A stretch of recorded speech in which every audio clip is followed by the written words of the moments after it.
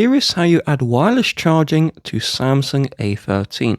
So we will need to buy a third-party product. So on Amazon, I've searched for wireless charging add-on. And what you're looking for is a product like this. So it's a wireless charging receiver. And how these products work is you can see the USB-C port here. You would connect the USB-C port into your A13, and then this pad would stick onto the back of your phone. And so if you've got a wireless charger, you'd be able to place it onto that pad to start the charging.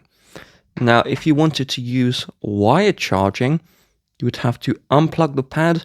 It would the cable would dangle a little bit, but there would be enough room to connect to your regular charger. So you will need to buy a product like this. They can be found on Amazon.